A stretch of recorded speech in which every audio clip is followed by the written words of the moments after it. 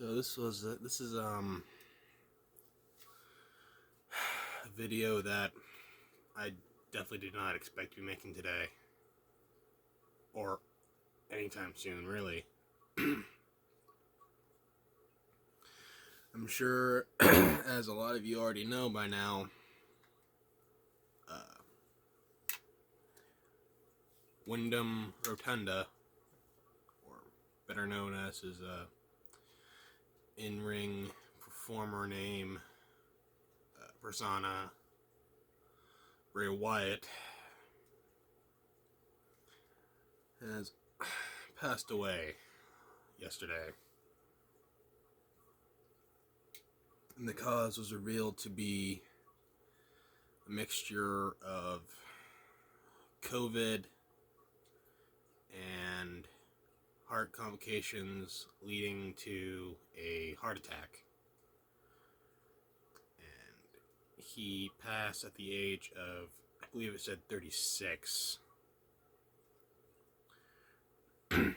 very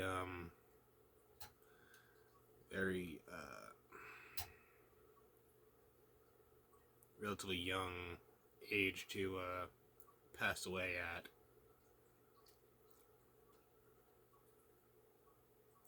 Still not the youngest person to not live a relatively full life, but it's still a bummer nonetheless, you know. And now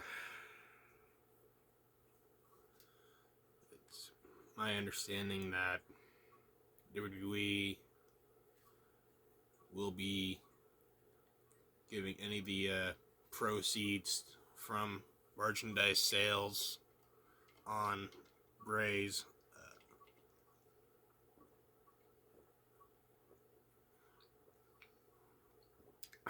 merch, whether it be like his shirts, the mask, the championship replica titles, any of the puppets if they still have those up. So if you make any purchase on dirtybstore.com or shop.com, they will be giving the money from that purchase to the Rotunda family to help support his fiance and his children, along with his father and his brother, fellow wrestler Bo Dallas, who recently was under the guise of Uncle Howdy in the ongoing return angle they had running for a while before he had to step away due to, I'm guessing, all of this complications with his heart.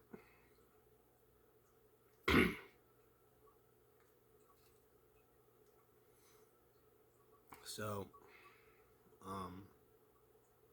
I may not have been the biggest fan of Bray Wyatt, but I always respected his creative mind and how he was able to do the things that he did, like whether like that creepy spider walk, reinvent himself. I mean, he started off in FCW/NXT as Husky Harris, being trained by Cody Rhodes, and then later joined the Nexus along with Wade Barrett, Skip Sheffield, who later on became Ryback, Heath Slater, David Otunga, and so many other now relatively big name stars, including the likes of Brian Danielson, who was part of the group for like a few days.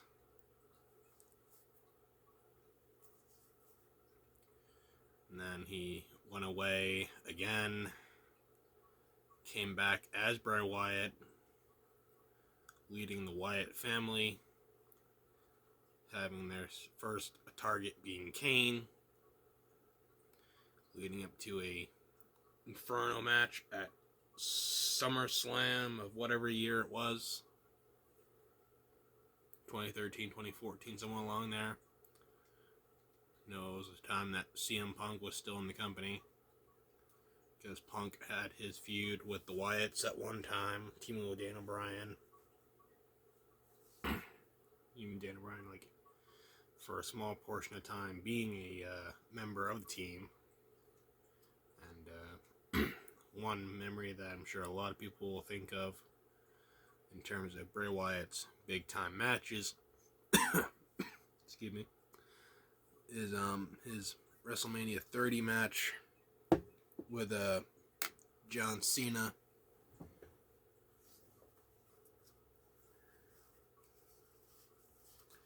And around the time of that match being built up, or maybe one of the rematches, I can't really remember,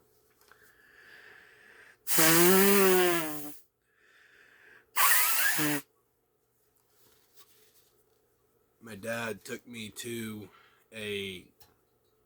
one of the WWE shows that they had going on in Bangor, and we got the tickets courtesy of our friend Alex. And Bray Wyatt versus John Cena was one of the matches on the card. Pretty sure it was like the main event of the show. And being as big of a John Cena fan as I was at the time and still is, I was rooting for John, but there was no denying the popularity of Bray Wyatt in that arena. Because as soon as like the lights went out and the music started to play after all that weird kind of like static-iness of the Wyatt family intro, if you know, you know,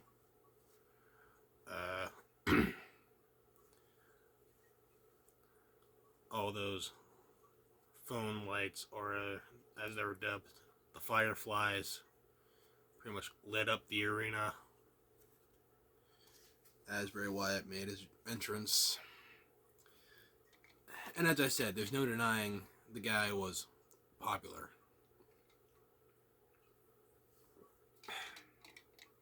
Even if a lot of people weren't the biggest fans of him, like I was, still had to respect the impact he had on the world of professional wrestling and sports entertainment.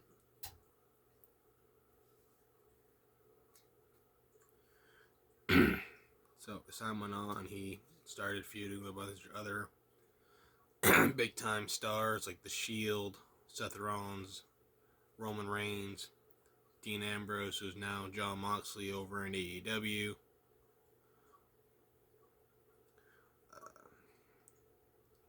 Members of the Wyatt family had a bit of a falling out at a time. Braun Strowman joined the group. The group had its falling apart moment almost as soon after the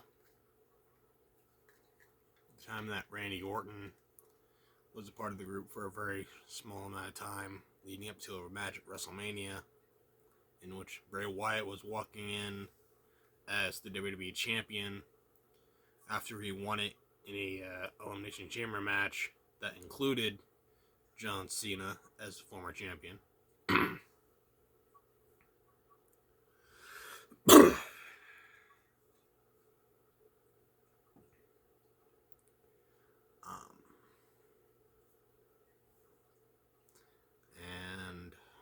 so Randy Orton beat Bray for the title at that year's WrestleMania.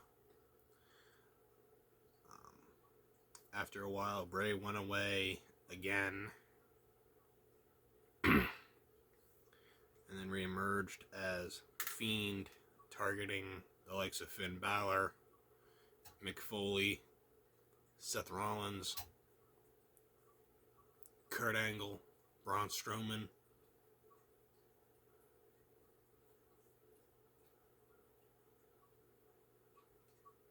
Goldberg, John Cena, Roman Reigns, and one thing that I forgot to mention before, any of the feed stuff, Bray Wyatt's legendary dream match of sorts against The Undertaker when he was trying to be the new face of fear. And I've seen a lot of people make the argument that Bray Wyatt could have been a choice to break the streak if Brock Lesnar hadn't done it a year or so prior.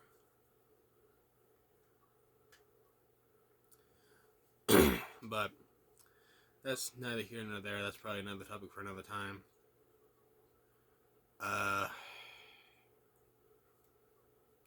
But yeah, Bray returned as the Fiend, started going around looking like how the Joker did in that Death of the Family story during DC's New 52, where the Joker basically cut his face off and then sewed it back on.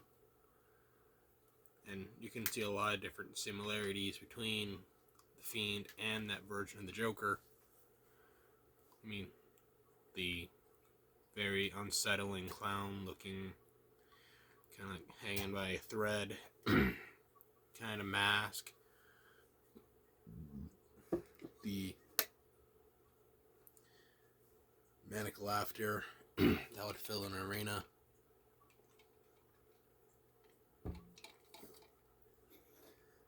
Aligning himself with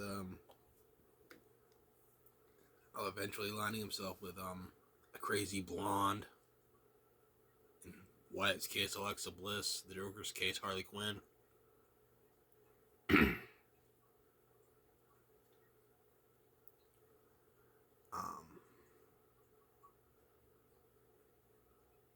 Having an obsession with rewriting the wrongs of his past. Which he definitely did in more ways than one, and did a lot of rewriting of other people's past, another person's past, with his Firefly Funhouse match with John Cena at the WrestleMania when they had no fans in attendance. That must have been weird. But the match was definitely it was definitely something. I'll say that. And before all the news broke out before his about his death, I was thinking like maybe they could do something like that again, but this time with Cody Rhodes against Bray Wyatt, and have Cody come to face with his past, like dashing Cody Rhodes. The early Legacy days, the undashing, masked Cody Rhodes, maybe even have like the mustache era, and then of course Stardust, which I think that would have been like the only way he could have gotten Stardust back into anything, and it would have made sense. But that moment is come and gone now. Not many other people that they could do something like that with, and it would make sense. But, after Bray Wyatt had his stint of time as the Fiend, and even like a few reigns as the Universal Champion, doing his Firefly Funhouse thing, he walked away to sort things out again, probably making that rumored horror film he was working on. I think Alexa Bliss has something to do with that, because I remember her posting something about filming the project. But it'll be interesting to see if that's still going to come out. I mean, it probably will. Just have like a in loving memory of Windum, Bray, Rotunda, Wyatt. I think I said that all wrong. Windum, Rotunda, Bray Wyatt. Yeah. Either way, you know what I meant. So, yeah, Bray Wyatt then recently returned. I think it was like last year's SummerSlam. Or, can't remember what show it was, but they had the door and all the humanoid versions of the Funhouse puppets in the crowd. Like a body double, I'm assuming, or maybe Bray himself dressed as the Fiend in the crowd as well. And then go up to the stage and see a big door, and then Bray Wyatt reveals himself. Signature, lantern in hand. Not like this kind, but this is the closest thing I had findable.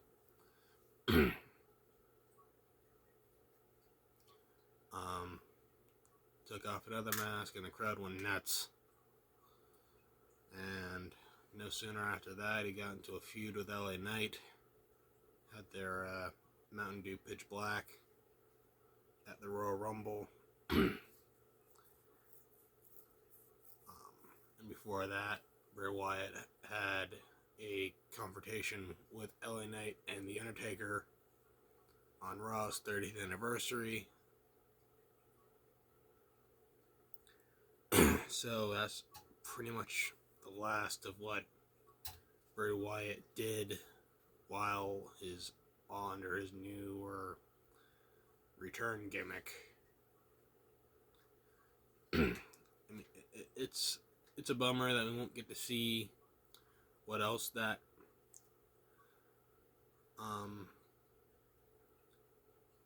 he had in store. I mean, I'm sure they could probably rework some of it. Still have Uncle Howdy in there, and Alexa when she comes back from pregnancy doing something. And then maybe like push some of the more spooky wooky stuff on like Scasm or whatever they're called down in NXT with Joe Gacy and that group. Or maybe like, I don't know. They'll either figure something out with that or they won't.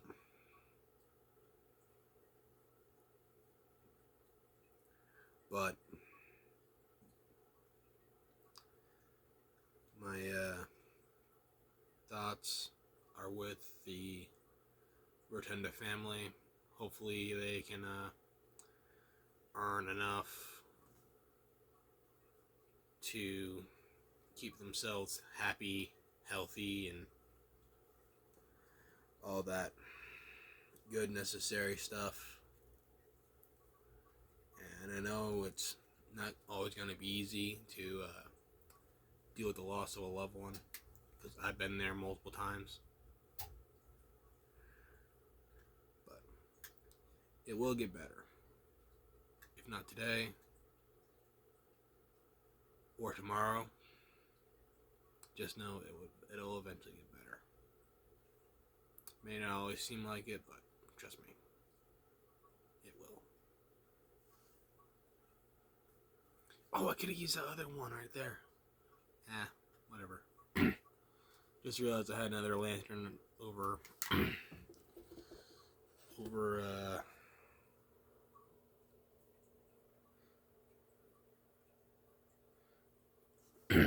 hold on, I have to actually walk and get to it closer, because otherwise it's just gonna be a bunch of random stuff.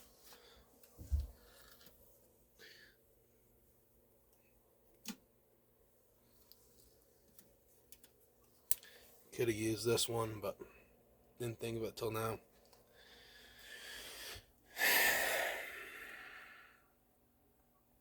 Anyway,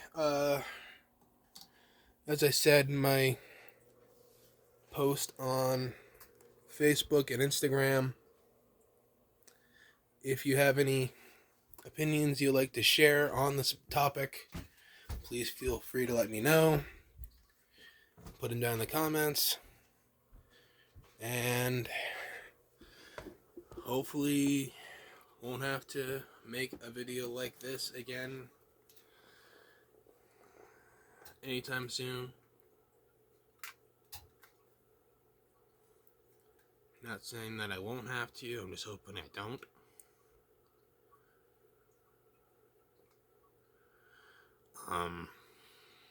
But yeah, anyway, like I said, thoughts with the family. And it's crazy, this week has been absolutely news filled. I mean, Bray Wyatt's passing yesterday, Terry Funk like a day or so before.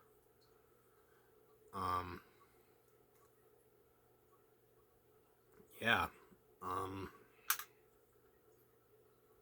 And so much other stuff going around.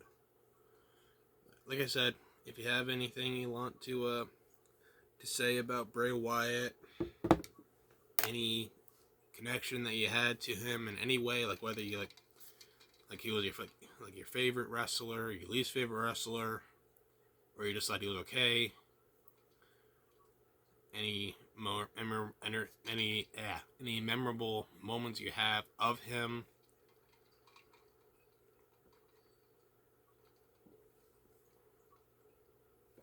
You can feel free to put that down in the comments. Leave a like on this video. Consider subscribing if you want to. And I'll see you next time, hopefully with a more lighthearted, less emotional video. Because I was planning on making a video about, or uploading a video, or whatever, about is CM Punk pretty much AEW's equivalent to Hulk Hogan? The news about Charles Martinet retiring as the voice of Mario, and give like a little update on my guinea pigs. So I'll either do that sometime this weekend or next week. I'm not sure. But anyway, that'll likely be it for this video. So do all the usual YouTube things. Like, comment, subscribe. And I'll see you next time. Bye.